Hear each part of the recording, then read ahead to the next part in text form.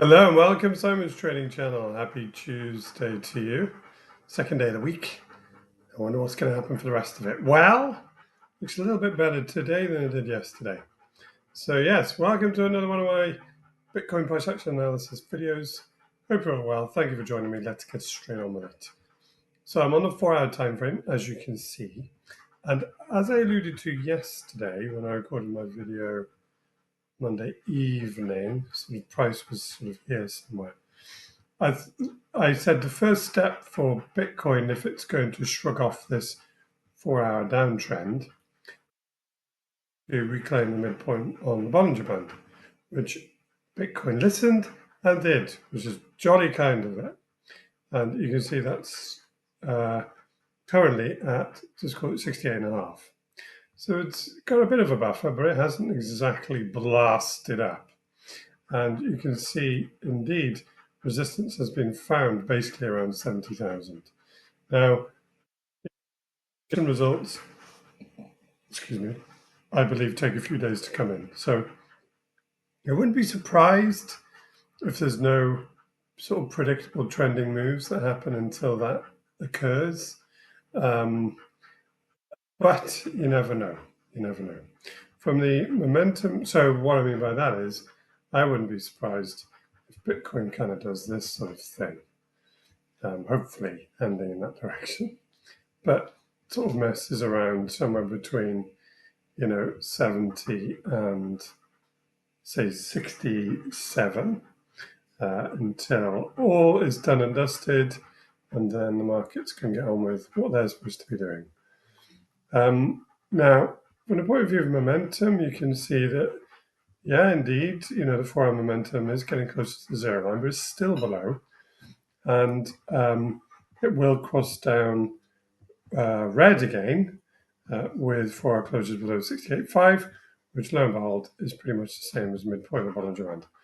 So yeah, that's definitely the first line of support now that I would like Bitcoin to hold.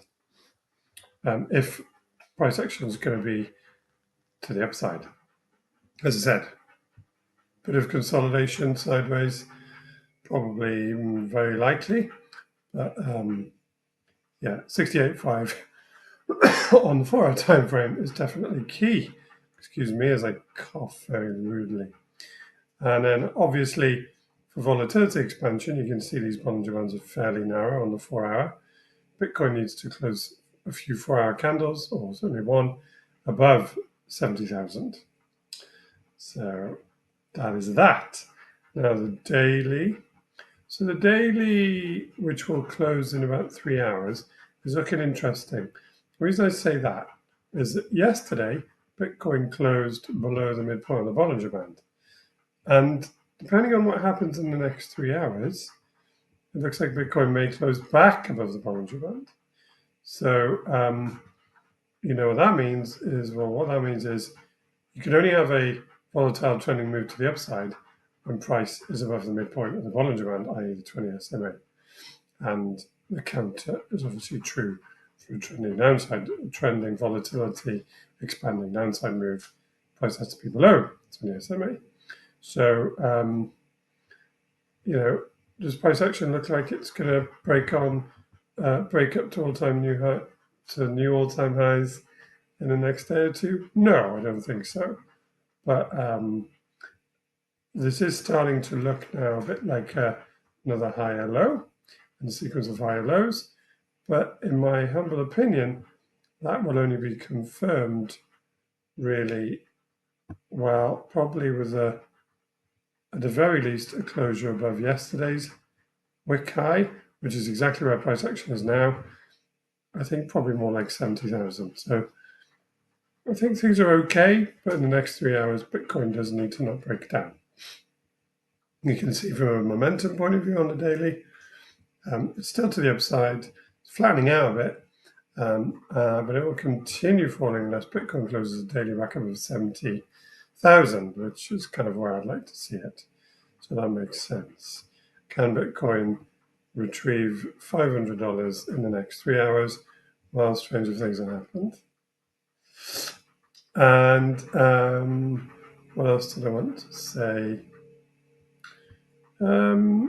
That's probably it. The counter argument, of course. So if Bitcoin started to close 4-hour candles back below 67.5, well, that would make this look like a lower high on the 4-hour time frame and probably daily, with this high, this being a lower high, and then price moving back down below. Definitely wouldn't look good if Bitcoin started to close probably daily candles back below 65.5, because that would then be potentially a weekly breakdown of the uptrend. So yeah, I'm not sure I don't feel like that's the move that's going to occur in the next few days. My feelings are my feelings. Price action will do what it wants to do. I think what's more likely is maybe a bit more consolidation and then a breakout move to the upside. It'll bound to get some resistance at 673, but hopefully this trending move that's been going on for a good while now, since here, so since the 6th of September, let's hope that November is the move that breaks this awful weekly consolidation, which I think is in its 33rd week. My goodness. So yes, is November the month to do it? Let's hope so. Okay, there we are. I'll say goodbye on that note. Hope you've enjoyed the video. If so, please like, subscribe, share with your friends. Join me on Twitter. And I'll see you tomorrow for Wednesday. Check in with CME's midweek price action. Take care. Bye-bye.